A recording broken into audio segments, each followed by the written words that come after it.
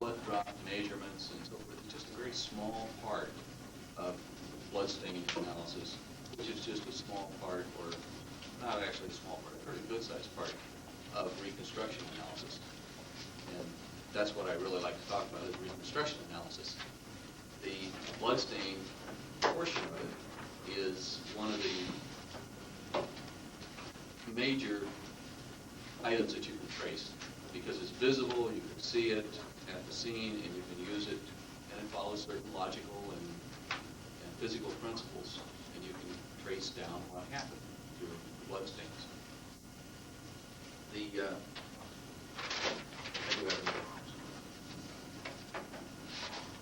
Blood on this, when you're a serologist, you look at, or a DNA analyst here, we have a few of them over here. You look at the blood stains and you say, what can I do with it? How far can I go with it?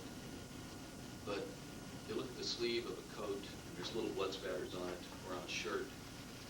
You may be missing something, because if you look at the blood spatters, they may tell you that that person was involved in hitting someone repeatedly, because that's how the blood got there. Or he claims he walked by and saw a body laying there, but you look at his shoes, and if you just type the blood on the shoes, yeah, it's a victim's blood, but then he says, yes, I was at that scene, I stepped in the blood. Yeah. Are you sure? Well, if you look at the shoes, and up on the instep, where the heel comes in,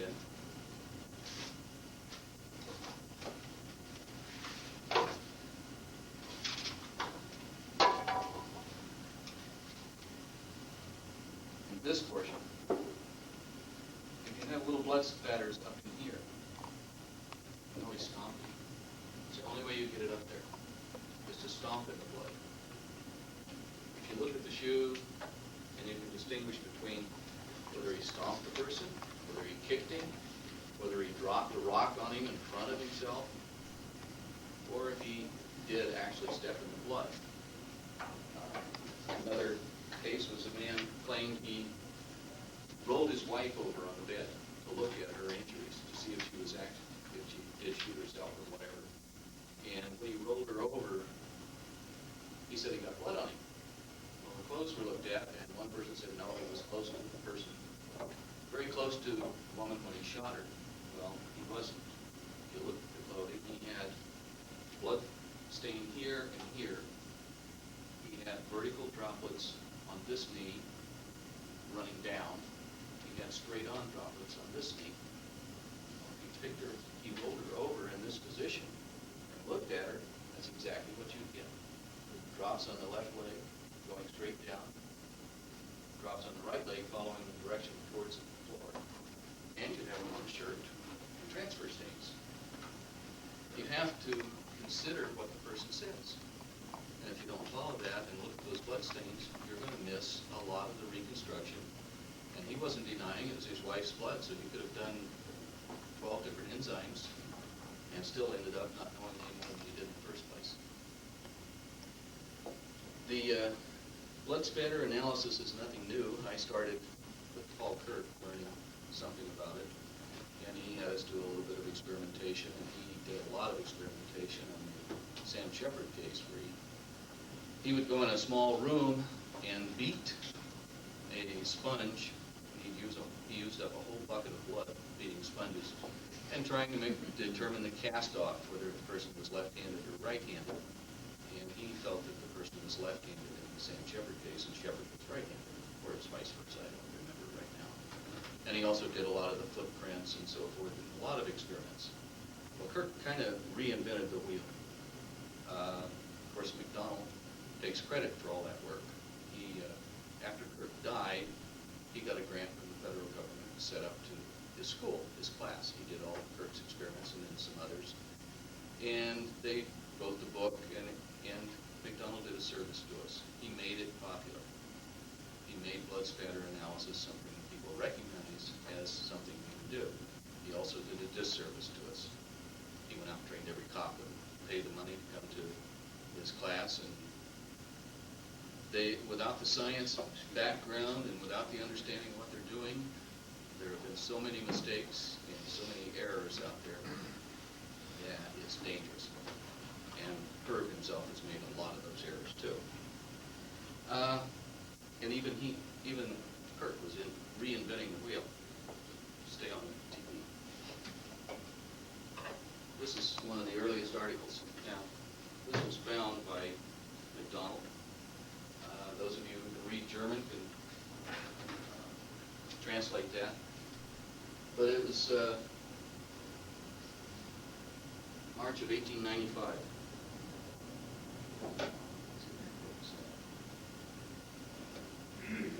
This man did experiments with blood drops, and he shows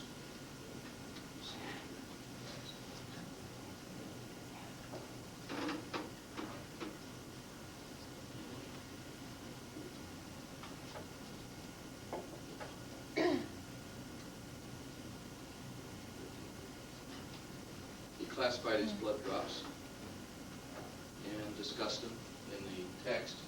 And he talks about how the tail always leads the direction the blood is going. Now, he did something that we can't do, but he didn't have photography to record it. He used various instruments and hit rabbits in the head. The head wounds close to the head, blood distribution. Hammer, different type of hammer, different side of the head, claw hammer.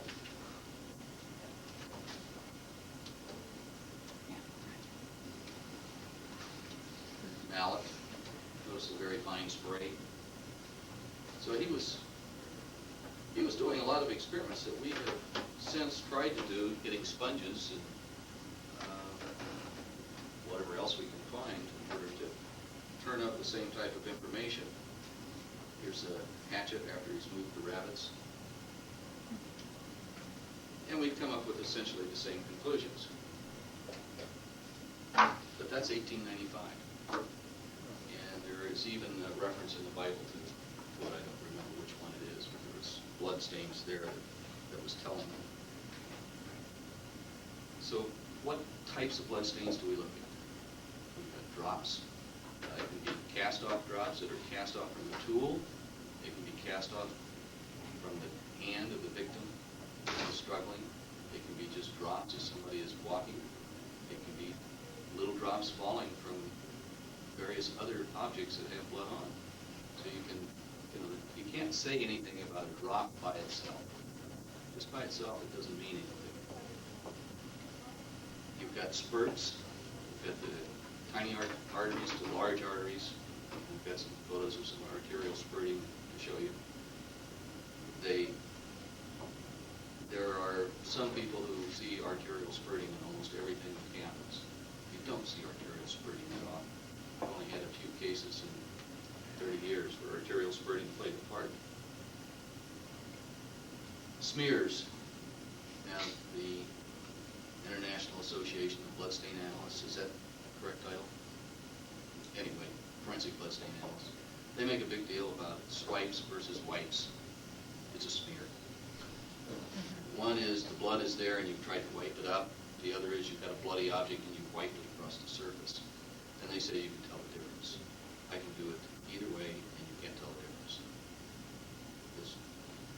There's ways of doing it that will mask that.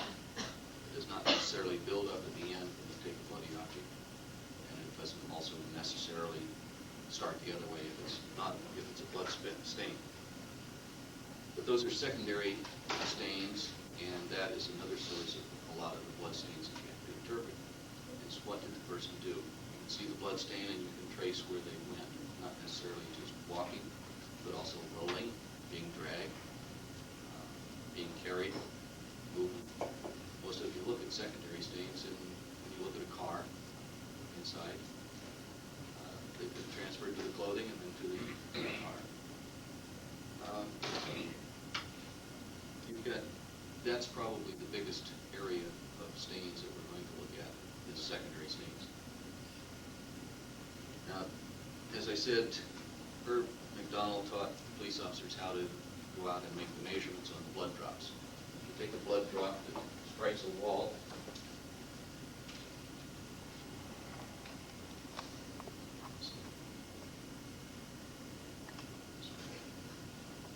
First off, which way is that going? Down.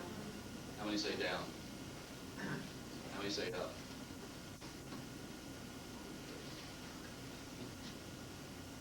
If you take the length versus the width, and you take this cosine of the length versus the width, that is the angle that it struck the wall. Or you can take this, the sine, the width over the length, either way. And that's one of the things that most of the people that are doing this, that have had the training by McDonald or a couple other people, they don't realize that you can just switch those back and forth.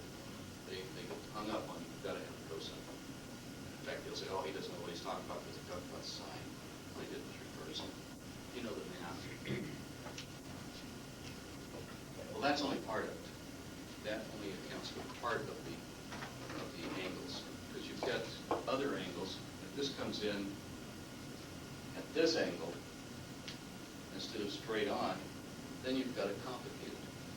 And there's a very complicated formula. And I spent 2 weeks up in Canada trying to learn it. And I did. I learned it, but I probably forgot it. So not that critical to me because there's a little computer program that Dr. Carter up there at the Carleton University put out that has that formula built into it. You measure 20 drops and it comes right out on the computer and tells you what the point of origin was. We helped you develop that program. I was there with Henry Lee.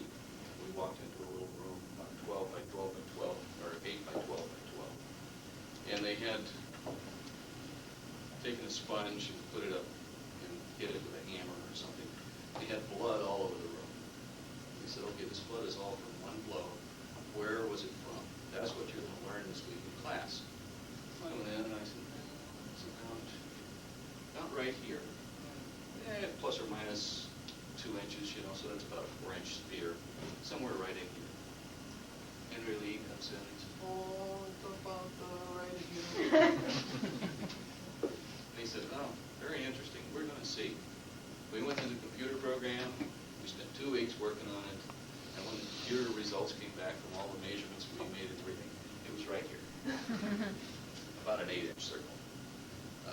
You can do an eyeball. Most of the blood spatters like that. Good enough to point back where it came from.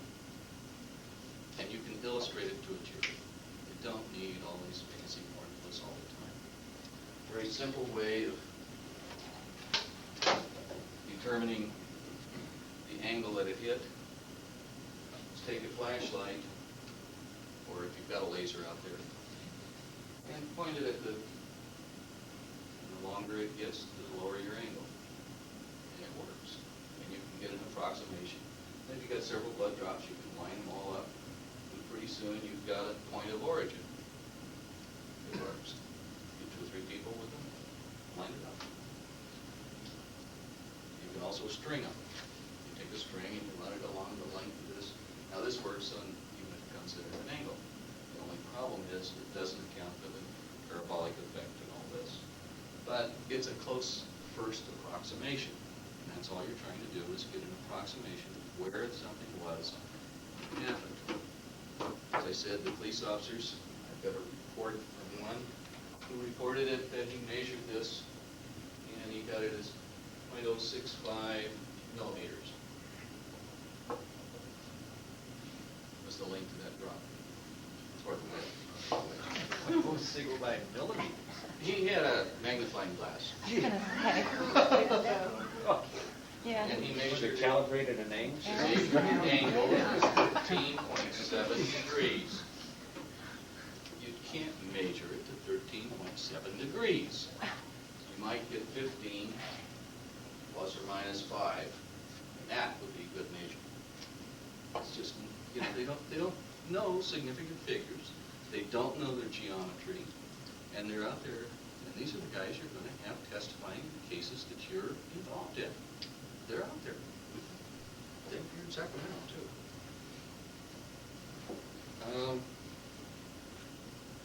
That's the scariest thing, is that they don't know what they're really know what they're doing.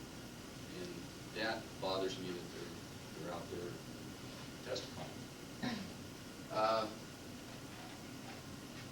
The stringing, I didn't actually do any here, but you just measure, the angle comes in like that, you take the string back, and take another one, take the string back. Everybody's seen photos of those. Yeah.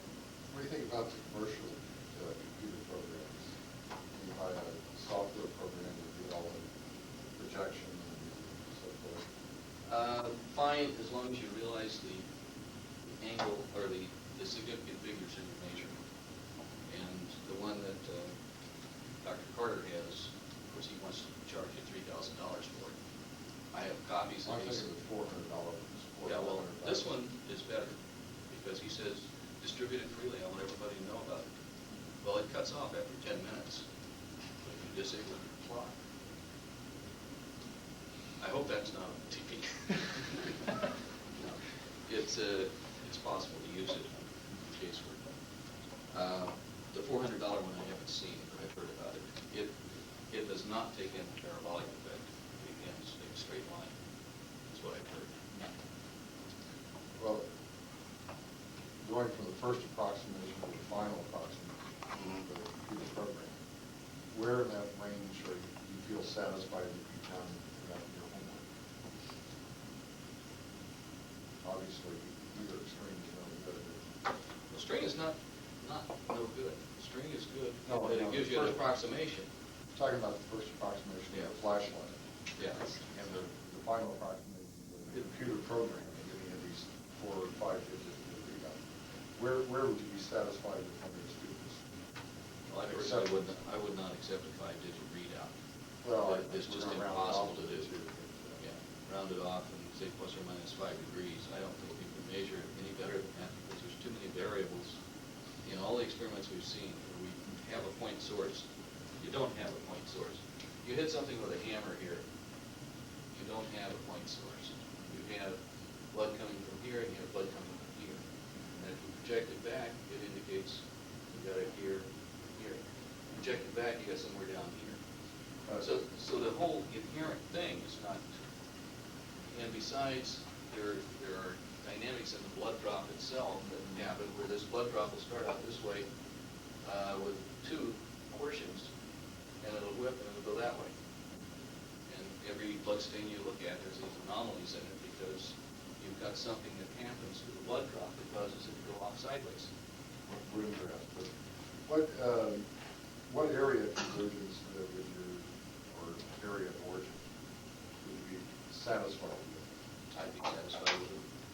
Not like that. About a 5-inch circle. 4 or 5-inch circle. I don't think you can get much better than that. I don't care how carefully you measure it or anything else. It's just not going to come back. It's just not inherent in the nature of what you're dealing with to come back that close. Just if you have, there are, that's where you're isolated out here. If you're right up against the surface, and you hit something there, then it's right on the wall. Then you can project a lot closer, of course, within a half inch or something. A lot depends on how that is going to enter into your reconstruction. Is that measurement that critical? Will it put somebody across the room, or will it put them close to them? What you're trying to do is get something back to where that event could have taken place, not trying to project exactly where they were, but an approximation. Same with trajectory through a wall with a bullet. If you paid attention to Luke A, he shows that the bullet coming in at an angle strikes the wall and then goes off at a slight other angle. It's not exactly straight through. But when we line it up, we line up this hole with that hole, and we actually project it over here. So it's the same thing with blood drops. It's close enough to put the things back essentially where they were. We may be off a few inches. Now, how do you respond to cross-examination? Well, this is not an exact science, then they go off that front. Not having a short circuit that. So the attorney's saying, well, you're guesstimating where he is and so forth. And how do you I'm making the best estimate that's possible.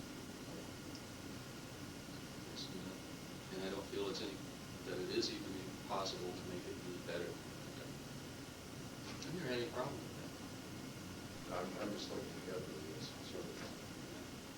It could happen, especially now that I have a defense expert sitting up here. I just don't want you leaving people sitting there high and dry on their witness stand. No, I don't intend to.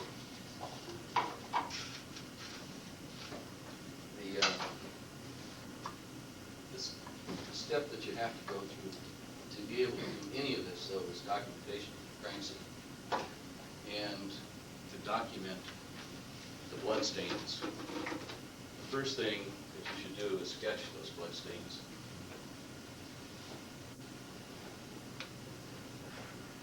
And you've got a wall. You don't have to be fancy. You just put so there's a series of blood drops there, and there's a couple streaks that way, and maybe some this way. You can indicate that in a real simple sketch. Don't make your sketch difficult. Make it simple. Then you need to photograph it. Now, one thing that some of these computer programs calls for, is that you have a plumb line. Something heavy on a string aimed straight down, so that you know what your vertical is. The way I've documented it is to break up the wall into a series of grids.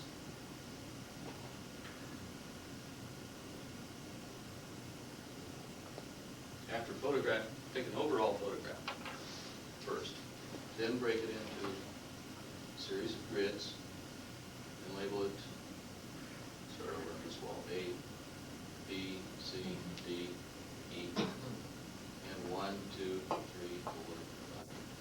And you can carry this around the whole room with letters at the top of the wall, and you actually have intersections on the floor that you come out here with C, F, G, H. Now we say the intersection D, G. Once you get the grid put up, you take another overall photograph. Then you come back and you photograph those areas that have blood in them. Again, these should be straight up and down, and then perpendicular. And you put a card in it, or a ruler, in your photograph, and you move your camera out so that your center is out, so that you're just seeing the full frame filling with that piece of the grid. Which actually take just outside of it. As you can see the lines. Very normal to the center of the grid. Normal to the center. Plane of your film is parallel to the plane of the wall, or the object. When you talk about grid, how do you put that on? With a chalk line, you snap I line? put it on with string. Piece of string and thumbtacks. What's the score size that you Hmm? use? What's the Size. The size, score Width. size? On the Oh, I grid? use 2 foot. 2 foot? Yeah, that's just about right. And then when you enlarge it, you don't have to take these photos because there's no blood in it. And you've shown that on your overalls. Then you take this one, this one, this one, this one, this one, so that you have that, and you can make a mosaic of it, and you could actually blow it up to 2 foot photos if you need it. And if you want to make your measurements on these blood drops, you've got it recorded good enough that you can make those measurements. Push pins work a lot better. Pardon? Push pins work a lot Push better than pins. thumbtacks. Yeah. Same idea. Same concept. I think that's the best way. The Canadians use a little square piece of paper or a square, and they hang a plumb bob down beside it so that they have a right angle. They don't have a grid. They just take a photograph of the blood spots that way. Yeah. What situation would you recommend that you actually take cut the wall out and take that in? As opposed to just relying on photographs of the earth? I would first photograph the wall. I would first photograph it in any instance. If you can bring the object in, photograph it first, then bring it. Because if you start moving the wall, some people don't know how to take a wall off, and they'll rip it to shreds, take it off, and you've lost the blood. You actually have to cut all the way back, out through, opposite side. Don't try pulling it off. It won't come off that way without tearing holes in it. Which has walls in it. It's easier, it's great if the blood will stay on it, but if it's like a kitchen wall with that type of paint, it's not gonna stick to it. It's gonna come off. Tile surface, you're not gonna bring that in. The flat wallboard, you can bring those in. You can get them, if you want that wall, have them cut it, bring it in. Or at least a portion of it. Do you photograph with a 50mm lens? Yeah, try and keep it as normal as possible. Right. But there are situations where you won't be able to use 50mm lens. Like you're in a bathroom and it's only this wide, Mm-hmm. and you can't get that without taking a wide angle lens. But you're moving in close so that you still have it to normal. So you don't get any distortion You get a little bit. on the edges? Yeah, on the edges, but in the center you won't get. If you feel it's going to be distorted at the edges, you can then re-reference your grid and take Mhm. another photograph. And you can also use a video camera to also help document it. And with the way that computers and video cameras are marrying now, you can actually take a video of the stain and put that into your computer and freeze frame it and take the measurements off of that. But again, if it's not normal to it, it's not going to work. Brian Kennedy was one of the police officers that does this here in town, was very impressed with a computer program that produces measurements off the video to 0.0008 inches, 0.8 of an inch. You may think that it's making that kind of measurements, but I don't think that you can. It's just not that accurate. You have to know the exact angles and everything else in it. I don't think you can do it. Even though I've seen some of the work they've done, it's just not. I don't feel it's that capable yet. Maybe someday. Some of these programs are really getting pretty deep. Jerry, do you grid out ceilings also? Yeah. Grid out the entire room if you have to. If there's they're one tiled ceiling. though, do you use the tile as a grid? The tile is a grid. Right. Yeah. The same thing with a bathroom that has tile on it. If you want to measure, you don't have to line up your grid. You've got a natural grid. As long as you know the size of the tile, you don't have to have a ruler for all of the photographs. Mhm. You just have to know where you're taking the pictures. Now you can get hung up on looking at the trees and ignoring the forest. And that's what I think a lot of people do. Brian Kennedy again talks about how he spent 3 days measuring the blood drops in the urinal over here in the hospital. I think he could have done it off a photograph if he really had to do that. What he said was at the end was the guy who was standing in front of the urinal when he was hit. He could have said that, just kind of looking at the fact there was blood there and the guy was on the floor in front of it. His hands had tipped. Don't get hung up on the trees, because you can very easily. And the interpretation of the blood stains is really where you're going to be getting into it. I just kind of surveyed the field, but we'll go through some interpretations and some of the stains that I've had and talk about them and some of the mistakes I've made. And I've also got a whole bunch of slides up there. To do any interpretation, you've got to do experiments with blood. There's no difference really in human blood and animal blood, except that when you do these experiments and you're going to throw the stuff away afterwards, animal blood is a food product. You can dispose of it legally. Human blood is a biohazard. You cannot dispose of it. So we use animal blood. Where can you get animal blood? You can buy it at a butcher shop. Most butcher shops sell it. We have Alhambra Meats here that will sell you a 5-gallon bucket. It has an anticoagulant in it. If you're using anticoagulant blood, you have to realize there will be some differences in it because it's not going to clot, but I don't believe blood clots except in very tiny droplets before it reaches the wall anyway. It's not been my experience. It still runs a little bit. It doesn't run as far as anticoagulated blood does. You will see a difference there. Find that too. I just use it. You use Redding. Actually, over at the college, university, they use red ink in dilute Elmer's glue, and that seems to work very well too. Artists have a red, they have dyes that are made up in egg albumin. Yeah, that would That's about as good as approximate it. Yeah. Okay, For let's experiment. go through some of the casework.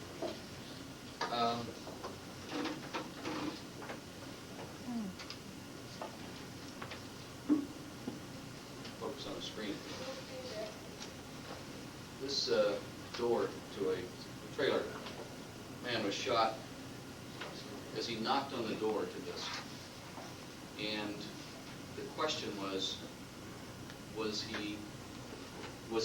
the guy claimed that he opened the door to come in when he shot him. The question that they had was he doing that or was he outside when he was shot? There were holes through the screen, but the guy could be standing over the side and shot, so it still went through the screen. They want to know if that blood stain that's on right here.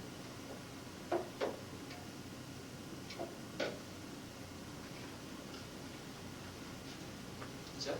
You might be Is there a light zoomed as that tight goes as on it brighter can go. than this?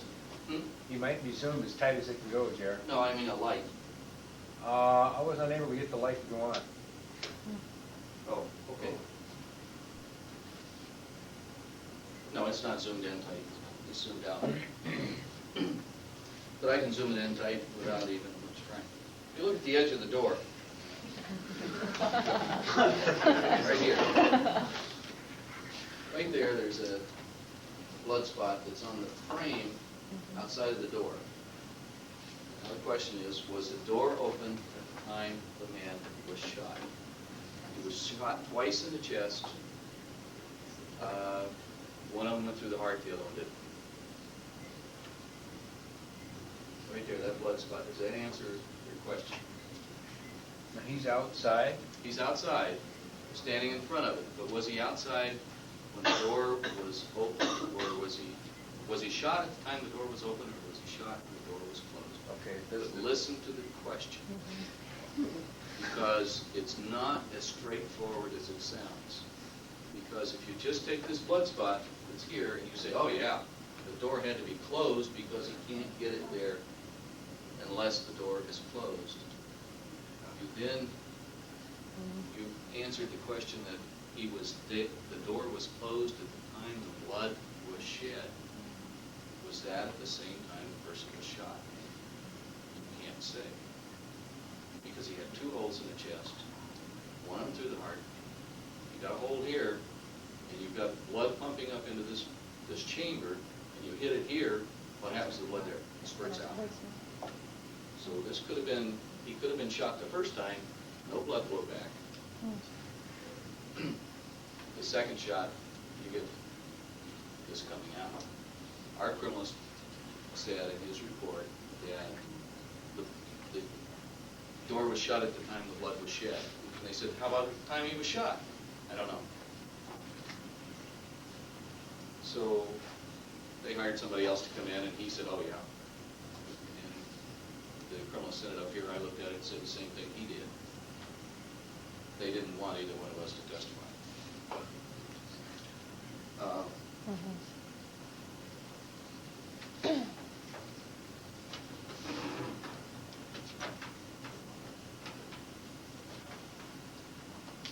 This is a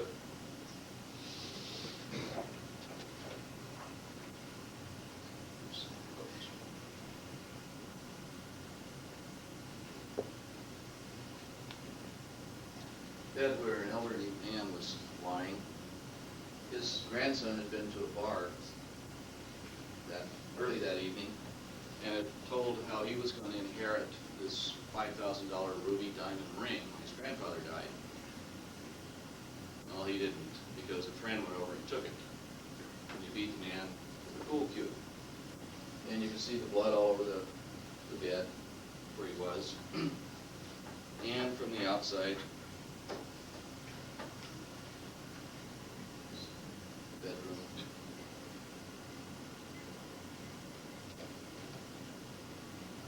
Notice how the line stops here. It shows that he was on the bed at the time that he was bleeding, because there's space, means the blood was compressed, or the bed was compressed.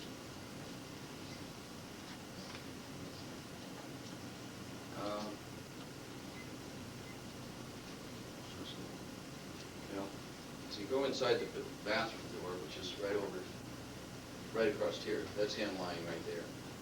Across, just to the right of him there, is the bathroom door. As you go in, you see his pajamas laying on the floor. And then, the next thing you notice is all the blood.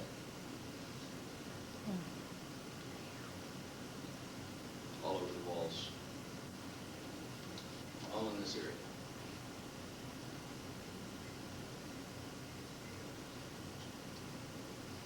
And this was very well documented scene.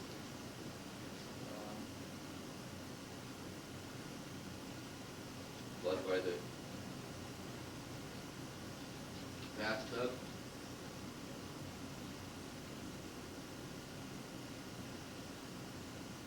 By the toothbrush. Let's get down there. In the commode. In the sink. The question they had in this case was, here's in the bathtub. Was the man chased into the bathroom and beaten in the bathroom? Or was he only beaten on the bed? The defendant said, I hit him with a cue stick on the bed, and I left. I got the ring and I left. I did not go into the bathroom. The difference? Death penalty versus life. So it was important, because if he chased him, went in there, then that was death penalty. Also, did the old man contribute to his own death by not calling for help? That's a great photo. Note that the blood drops come only this high. I asked them why they didn't take any pictures of the ceiling or the wall. There should be blood. Beating somebody with a cue stick, where's the blood going to go? Marks on the wall, and on the ceiling, and on the wall behind you. We didn't have any.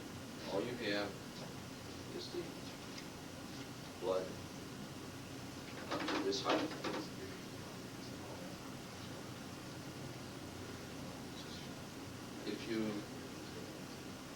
So they called, the local laboratory not only called me, but before they called me, they called 2 or 3 other people to examine the blood stains.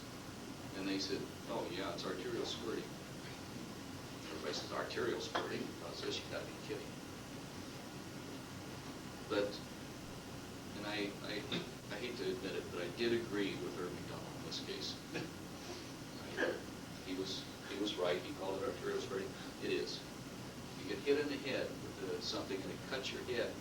There's tiny arteries in your scalp that will actually send out just like a pencil lead stream. And that's all this is. Every drop in here is going down. And you take these and you put them under a microscope, under a stereoscopic microscope at a low power, about 6 to 10. And you examine blood drops to see the direction of it. And actually, that's what happened.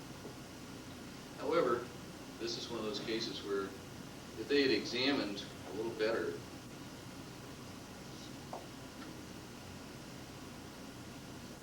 notice something about the old man? They would have known that he had tried to doctor himself instead of going for help. Look at his ear. Piece of clean white cotton in his ear. As soon as you move the body, roll him over, what happens to it? Soaked in blood, it's gone. This was an accidental picture. They weren't taking it to show that got it. And if they'd have just looked at the body carefully, they would have seen that, and they wouldn't have to hire all the experts. And they get me as a freebie.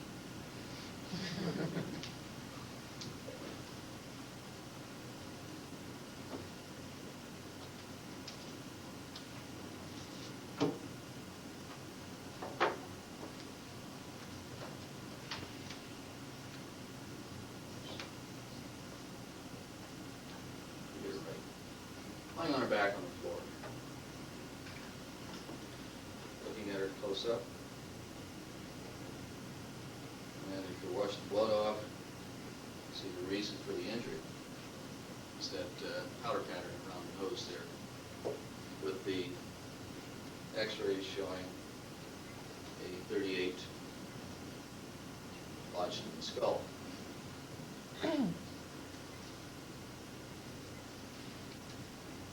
There's a whole lot of different patterns on this body. If you look at, there's the patterns on the breast, the top of them. There are droplets that go along the leg and in the stomach area. All of these have, here's a relationship of her to the table that she was at. And you can see there's blood on the edge of the table. That explains the blood on her breast. She was lying there for some time before she was moved over or pushed over. Actually, she laid there long enough that when they took the chair out, her leg would come down, stayed up. You can see the relationship of the dripping blood to her chest, or to the line along her body. But, and then if you look at this one, you'll see that the blood spatters here, even though this cut the brainstem. Went in there and cut the brainstem. The doctor said that she probably aspirated a couple of breaths of blood. I said, I thought the brainstem would just shut off everything. He said, no, they'll continue to, the heart will continue to beat, and it'll still have a breath or two. Because it's the vagus nerve is not connected to the brain. It will still beat the heart, so you still have that going. So this is spewed out this way. If we go back and look at that photo for that one. Notice this area right here. There's a little white powder there. It's cocaine. There was a bundle of cocaine under it. The man that killed her was thought to be dealing with cocaine. The witness said that, yeah, the guy dealt with cocaine, and they went there to look for his cocaine, but neither one would admit they found it. I personally think they found the kilo of cocaine there, and took her head and put it into it and said, you wanted my coke, okay, sniff this. Yeah, sniff this. Shot it. These blood stains are all there. This is a missing pattern. That's what's so significant about this. You've got blood there, but you have an area where it's completely missing and some drag marks in it. He told his attorney. His attorney went to the house and then called the police. What do you think he paid his attorney with? That's what I think too. But I'm suspicious.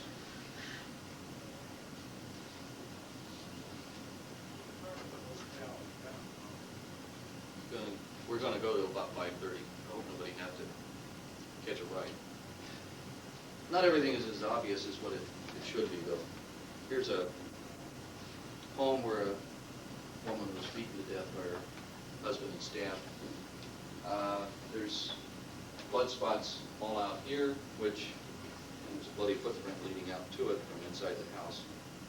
But those blood spots are all nice fingerprints. And actually, the light was a little better. I think you can see the pattern on this. You can see it's like a ridge pattern.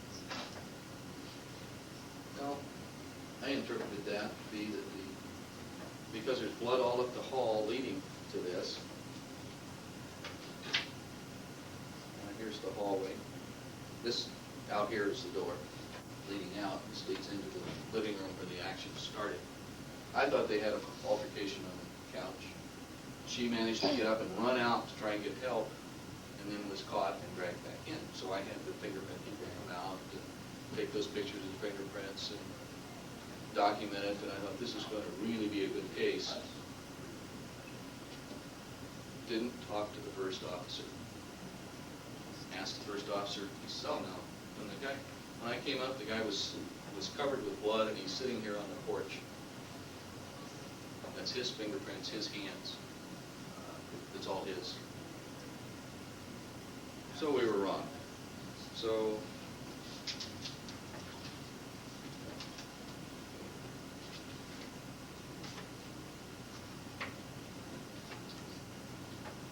here's the couch where it started. The fight started there. He claimed that she and he had an argument. She went out and got a wrench, a 15-inch open-end wrench, and that she had come at him with that, and he had managed to take it away from her, accidentally causing her to get struck and bleed. He proceeded to follow her into the kitchen, where the altercation continued. Here's the rest of the scene by the couch. Went across this wall, and you can see there's blood across there. And it leads into the kitchen. This is the body in the background. And here she is lying on the floor. In the, it's not so obvious in this one, it's good enough.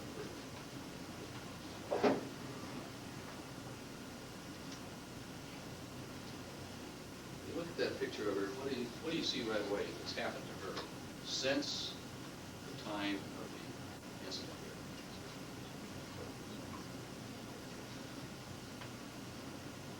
She's been rolled over? She's been moved. She's been rolled over. Yeah. She's been lying on her stomach. That fits right there. And over that way. In this kitchen, there was this tile was cracked from beating, from getting hit with a very hard object. There were handprints on the kitchen counter that run across there, right here and here. Double handprints like hers, smaller than his. There was a lot of blood spatter evidence.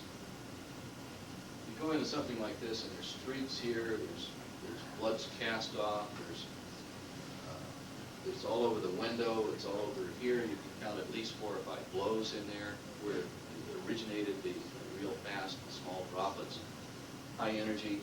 You get into that, you could spend months trying to interpret all of those droplets. You can't. You say that there was a beating took place in here, in this area, and they followed her into the kitchen. But you don't give up. You keep looking at it. There was a series of footprints. He said that she got loose from him and ran and got a big butcher knife, and was trying to attack him with that. And that's when he actually started beating her with this wrench. And finally he got her, she went down and was lying on the floor, and she said, oh, take the knife and kill me, because I can't take the pain anymore. So he stabbed her. He stabbed her about 3 times, all the way through and into the floor. Loving husband. But out of the blood pool, there were some footprints. Now, her feet were small. His were large. She had on nylons. This guy had on stockings. There were stocking footprints that led over this way, out of the blood pool, and back. This was a series. It goes one way and then the other. Where did they lead? There's one knife missing. That's what caused him to plead guilty. Now, who cares about all the blood stains? Here was the telling evidence in blood.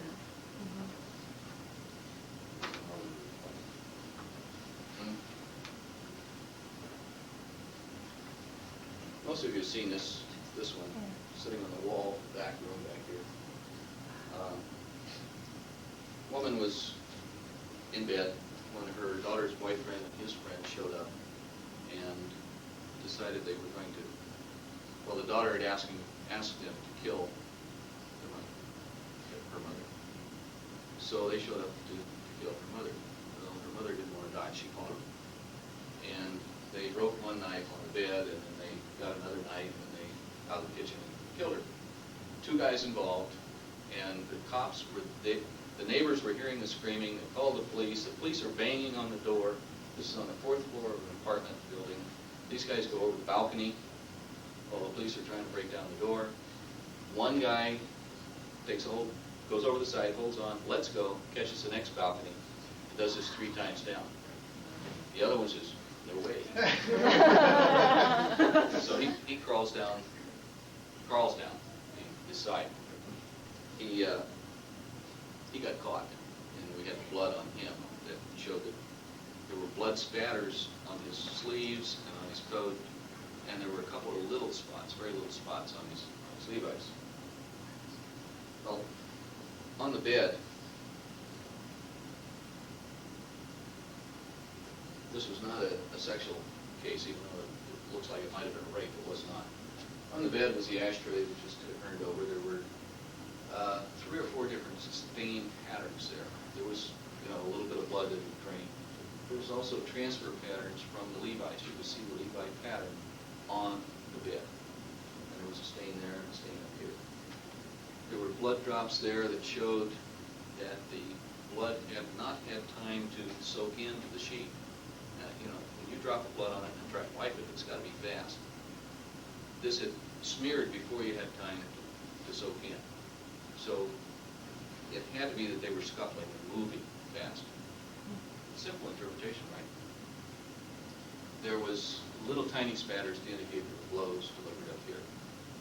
Now, when you look at her, you can see that she had considerable blows to her face, as well as having her neck cut wide open. Here's the other side of her face.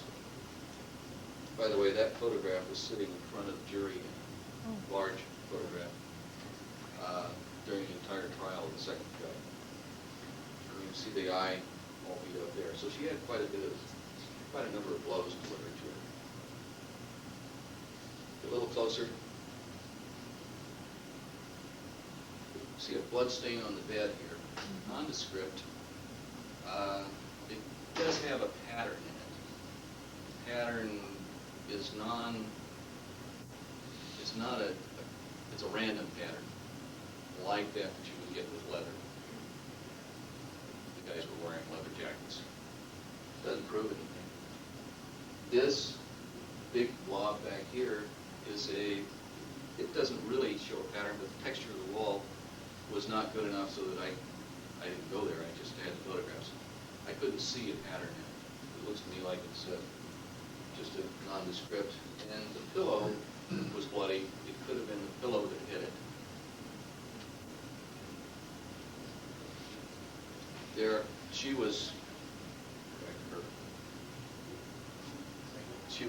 stabbed in the carotid, and her throat was cut, besides all the rest of the damage. By the way, here's a close-up of her. This is the blood spatter, or smears on her stomach. That's from her other hand. You can see that in the earlier photo. This one. See? It just matches. The smears are in the direction of the hand coming down off of her. Blood drops on her wrist, though. Straight down. Dripping straight down on her wrist.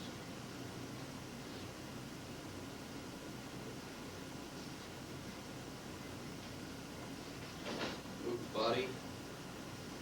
There was no blood when they undressed the body on videotape. They didn't take a photograph of it. There was no blood between the breasts. In spite of all that blood all over her shirt, there was none between her breasts. So she was never vertical when she was bleeding, that heavy bleeding. See what I mean by the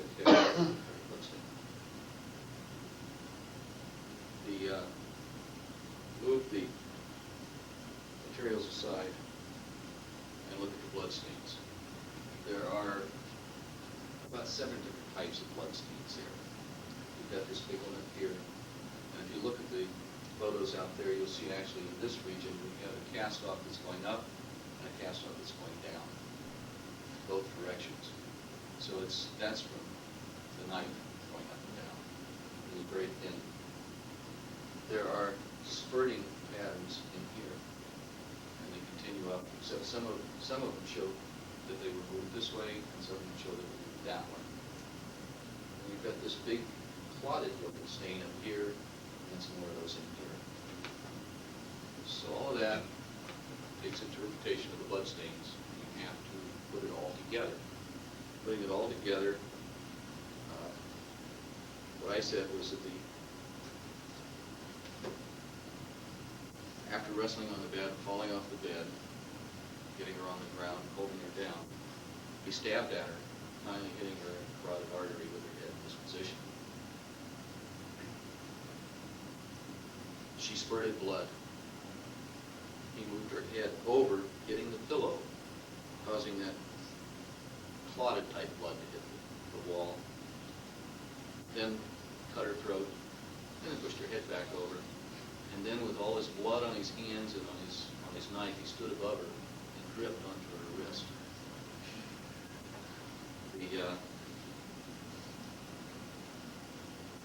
When I testified to this on the first trial of the accomplice, he's the one who was caught and had blood spatters on his hands and on his.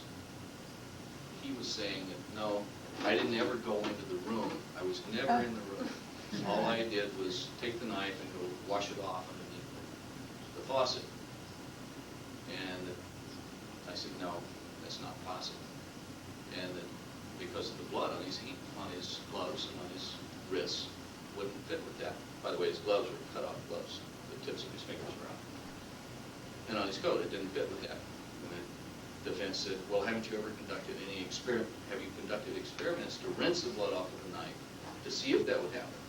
I said, well, there's more blood on his clothing than would be on a knife. And as any mother knows who's put her child's hand under the faucet of water, you don't get that kind of splatters. That kind of blood doesn't stain the same way.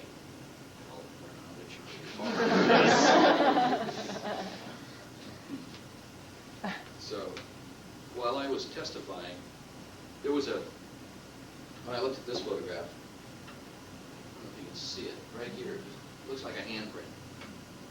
So I called up the detective ID technician down there and I said, did anybody try and do anything with that? And they said, yeah, we tried everything. We tried super glue, we tried new hydrant, we've done everything. I said, well, we haven't done everything. Because Nancy Masters here has a whole lot of things that you haven't tried. Why don't you set it up and let her take a look at it? So they sent this piece of wallboard up that had been already treated, several treatments. She put it into a Freon solution of anhydride, and then went to England and forgot about it. Everybody else forgot about it. They remembered it on Monday when I was testifying on Wednesday.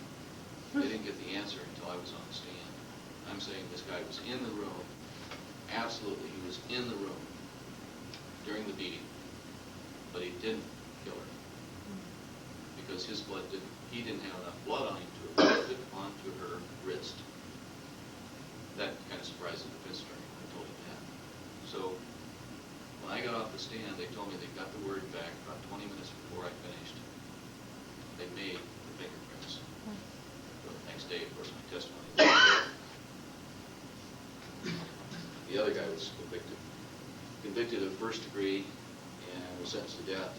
The accomplice was not charged with death penalty, but he was convicted of first degree with 5 special circumstances. They could have got the death penalty if they had tried.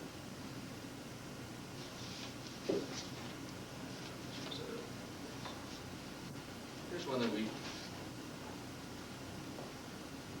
some of you have seen that have taken a course from Joe Rangers and myself. Woman lying there with a shotgun at her feet. If we look at her a little closer, we zoom in on her. You can see her head is split in two with the eye here and the mouth here, teeth over there. You can see them on the other side. Suicide or homicide?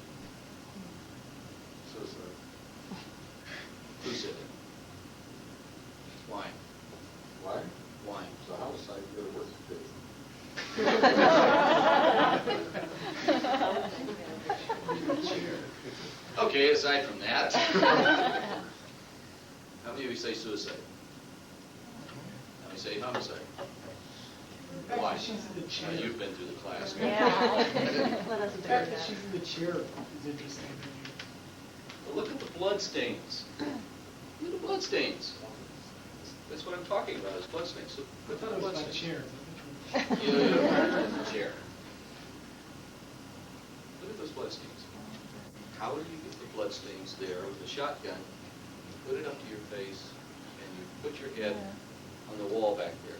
How do you get the blood stains all over your legs, all over your arms and hands, and you don't even have any connection to this blood stain on the head that is on the sleeves? How do you do that? You don't. Every picture you'll see of somebody that has blown their head off with a shotgun, you're going to see the blood is all back there. It's not coming down on them this way. So this one is homicide. She's 9 months pregnant, by the way. 9 months and 1 day. There's something else that's very subtle in this that most people would have missed. If this guy's plan had worked, and his plan was to hit her in the head, knock her unconscious, put her into the chair, and blow her head off with a shotgun, suicide, clean, no problem. But there's a little subtle little thing that is in this photo that you can see on his body that if you don't notice it, you would call it a suicide. The belt right here is above her breasts. Even 9 months, 1 day pregnant, you don't wear a belt above your breasts. And also the way the gown is up all the way. It's pushed up. It's not the way she would have sat down in, probably. Most probably.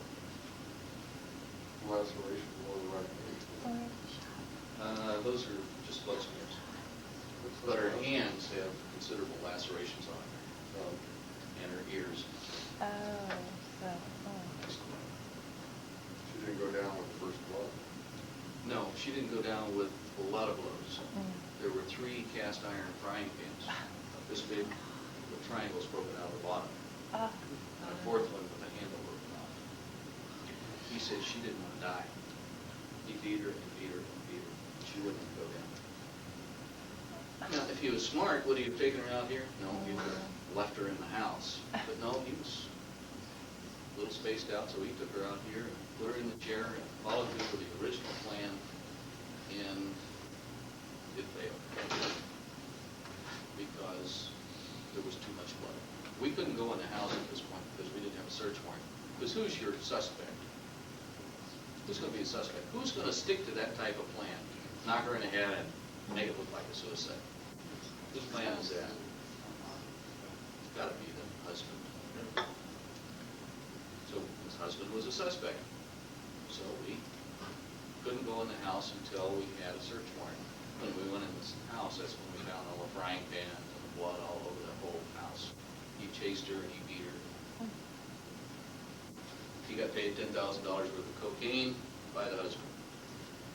When they caught him, he had left some clothing here because he had been staying with them for a couple of days. He left the clothing, they traced him, and from him they got a confession. The husband got the death penalty, this guy got life in prison. Did they charge him for the homicide of the child as well? Yes, double homicide. I don't want to go through all the slides. There's a few we can go through. You got a clicker up there?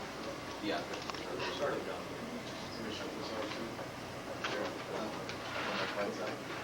Yeah. Let me get the clicker first.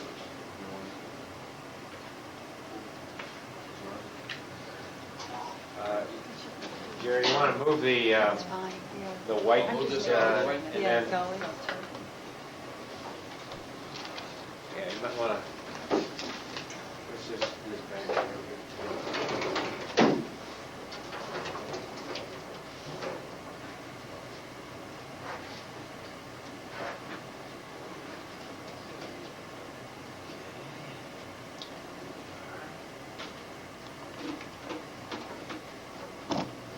Okay, try your clicker. What? Yeah. turn out the light. Okay, I told you I'd show you arterial spurting. This is an arterial spurting. This man is Zoom for you there. not a focus. Oh, yeah. Okay, you can see where he ended up. And you're tracing back. You see spurts, larger spurts as we get closer back here where he started. Oh, this is the top of a fire hydrant. That's the top of a tree. This is taken from a cherry picker. This is the curve. I think it's a wall. Okay, I'm sorry. Yeah. You would've known it was a wall. Man on the cover. Sorry, Jeffrey, you tripped. A ruler. That's useful. It's a yardstick. This is looking up. I'm not sure, it couldn't be yours. He was cut in the carotid artery was cut with a piece of a beer bottle. The pathologist said he was murdered. At the scene, look at the scene. Do you think he was murdered? Look right here. The beer bottle is here, or was here, they moved it. The pieces of glass are all in there. And what is this right here? Spattering coming out. So the beer bottle broke. This is not, this portion right here is beer. And this is like an explosion. Very high velocity out to the sides. Where you break a beer bottle on the floor, it squirts out. So it's broken here. And then he gets up and walks away from there over towards the side. He fell, he was drunk, he came out with a beer bottle, and he fell on it, and a piece of it went in his chest, cut the artery, and he went this way. There was a liquor store over here, it was after 2, so it was closed. He got to the curb and decided he couldn't make it to go back to the motel, which was over here. And he made it halfway across the street, and by then he didn't know where he was going at this point, I think. And he fell right there. But that's arterial spurting, when you've got a real big artery cut.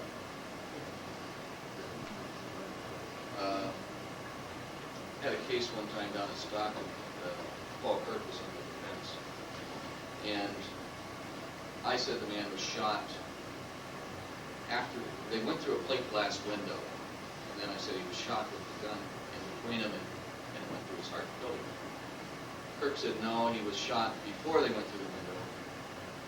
Because even though the window cut the arm almost off, and there was a lot of arterial spurting, he said there wasn't as much arterial spurting as he would expect at the scene from that type of injury. So he had to have been shot first. I said, Dr. Kirk, after the case was over, when you take out the pump, what causes the arterial spurting? The heart was gone. There would be no arterial spurting.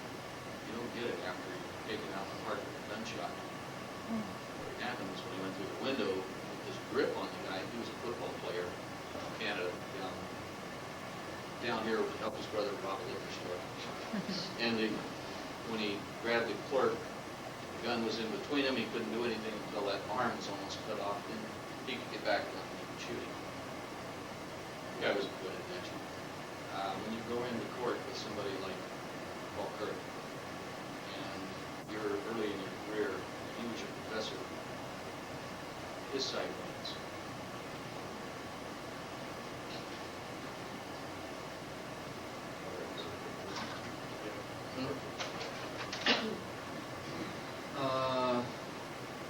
Okay, yeah. This house, a couple lived with his parents. In the bedroom right here was a bed. She was found on the bed with a gunshot going through her head. The guy came over to see him, says he talked to him earlier on the phone, and the guy didn't answer the door, so he went around the back and went in. The guy came out, met him out here, said, hey, just have a seat in the family room, I'll be with you in a minute. He went back in here, the guy gets up, goes over to the kitchen to wash his glasses, and he hears a pop. So he turns and starts in this direction. This guy comes around the corner and says, my wife just shot herself with a shotgun. You want to see? No, I don't want to see. So guy, they go outside and the guy's got blood on him. This is the guy I described earlier, that had the blood on him in that pattern. He said that, that's how he got the blood on him. Well, maybe. That probably is how he got the blood on him, the reason for it. Here's the house. Blood goes all over this wall in this direction. Looks like the main energy of the shot was almost straight across. There's a little blood spatter here, this edge of this door, quite a bit here. Here's her arms and hands. She's been rolled over, as you can tell, because this blood is drained the way it has on her. And if you roll her back over, she fits right into this pattern right here. This is a big hole in her head. Oh. There's the shotgun. A pair of pants that the husband said he threw off the bed when he first saw her because the clothing was on the bed and the shotgun was on the bed. He threw them off the bed. And the pants must have been thrown over this and also over her feet because when he rolled her over, her feet got tied up in it. And the shotgun here. And there's a nice picture. Now what's it a picture of? Picture of a card. You're supposed to be showing the wound. You block so much of the wound, you don't see it. That kind of card is kind of ridiculous, I think. Take out those two photos. On the other side, the same thing. Is that a picture of tattoo? Or bruise? Could be. The wall was the interesting part. This was out. I'll show you real quick.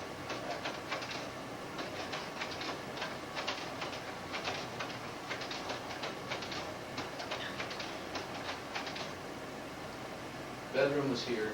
This is where she was at. Right out this door to this wall. That's the wall I was showing in that photograph.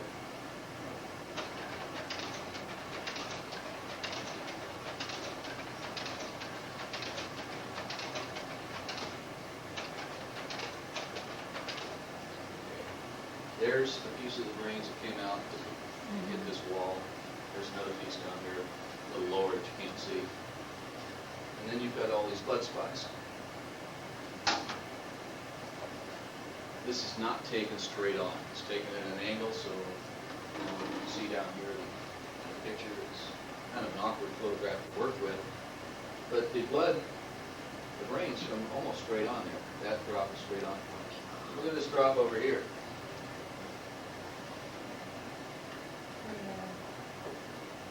Like that. These drops. These. This one. There's even one up there. I could put this out over. They lead back to a place right over here. How does that get there coming out of that bed with a shotgun blast? Does not. You had to hit her out here. Hit her hard enough to knock that blood and scatter it around the wall. No.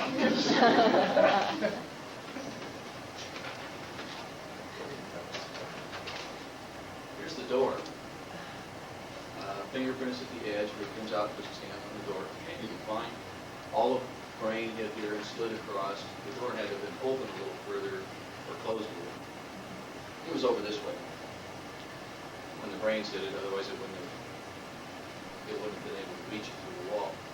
And if you look at this, here is, and all the blood is coming this way from the bedroom, except for this photograph is clear.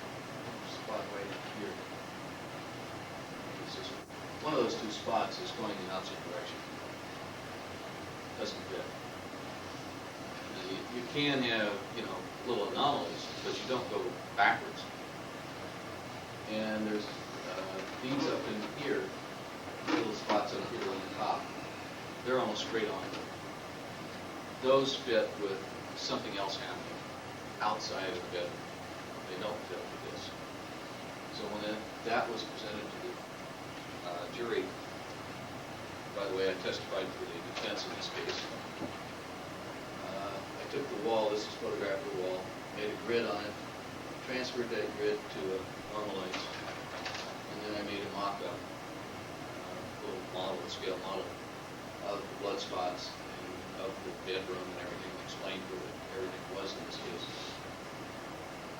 The defense actually put me on the stand. I was going to be in rebuttal. Yeah? Could the other stains have come from a different incident? I think it came from a different incident. I think he hit her in the head outside of the bedroom. I mean, another time.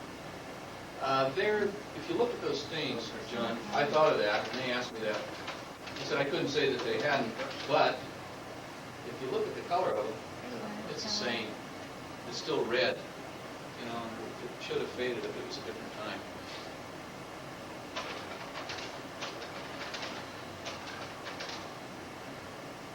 Anyway, I testified for the defense where they had 11-2 for acquittal, or 10-2 for acquittal before. When I testified for the defense, they convicted the first three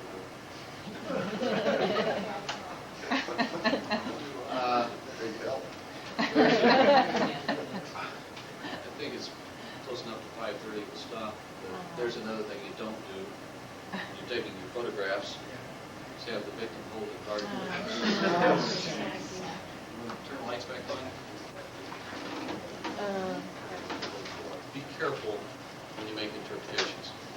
That case, I was the fifth or sixth criminalist to look at it. They had missed the angles on those blood drops. They had misinterpreted a number of things on it. And you have to follow logic and you have to explain everything that is there. As I said earlier, there will be anomalies where you have blood drops that start out as two balls connected. And as they come together, instead of flying this way, they come together and fly off this way. And you see that when you you hit a hammer into a sponge, you'll see these blood drops go out, and then you'll see one go crosswise.